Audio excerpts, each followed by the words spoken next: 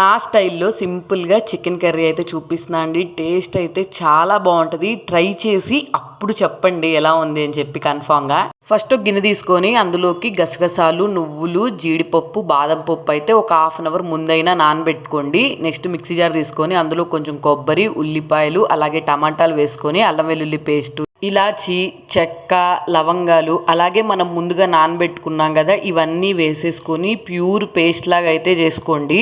Next ఒక కడాయి పెట్టుకొని stove మీద అందులోకి కొంచెం ఆయిల్ ఎక్కువగానే పడుతుంది నాన్ వెజ్ కాబట్టి. ఆయిల్ వేసుకొని ఆయిల్ హీట్ అయిన తర్వాత షాజీరా, బిర్యానీ ఆకు వేసుకొని ఫ్రై చేసుకోండి. అవి ఫ్రై అయిపోయిన తర్వాత సన్నగా కట్ చేసుకున్న ఆనియన్స్ వేసుకోండి. మెయిన్ ఈ కర్రీ టేస్ట్ అంతా ఈ ఆనియన్స్ ఫ్రై అయ్యే దాంట్లోనే ఉంటుంది. ఆనియన్స్ బాగా బ్రౌన్ కలర్ ఫ్రై అయిపోయిన తర్వాత మనం ముందుగా మసాలా వేసుకున్నాం కదా పేస్ట్, ఆ పేస్ట్ అంతా వేసుకొని పచ్చి వాసన పోయేంత వరకు ఫ్రై చేసుకోండి. 6 to 7 minutes అయితే టైం పడుతుంది. మసాలా ఫ్రై అయిపోయిన తర్వాత పచ్చిమిర్చి, కరివేపాకు వేసుకొని ఒకసారి కలిపేసుకొని నీట్గా వాష్ చేసుకొని ఉంచుకున్న చికెన్ అయితే వేసుకోండి.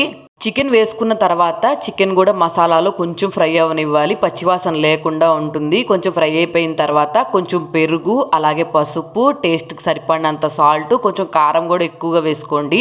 చివరిగా అయితే గరం మసాలా వేసుకొని ఈ మసాలాలు, ఈ చికెన్ బాగా ఫ్రై అయ్యేంత వరకు ఫ్రై చేసుకోండి. ఒక 10 minutes తర్వాత అయితే కసూరి మేతి, నెక్స్ట్ అలాగే కొంచెం వాటర్ పోసుకోండి. ఎక్కువగా పోసుకోమాకండి. మరి వాటర్ ఎక్కువగా పోసేసుకుంటే గ్రేవీగా ఉండి కర్రీ అంత టేస్ట్ అనిపించదు. లిమిట్గా వాటర్ అయితే వేసుకొని ఒక 15 minutes అయితే లో ఫ్లేమ్లో చికెన్ ముక్క మెత్తబడేంత వరకు అయితే కుక్ చేసుకోండి. నెక్స్ట్ దింపే ముందు అయితే కొంచెం కొత్తిమీర వేసుకొని ఒకసారి కలిపేసుకొని దింపేసుకోండి.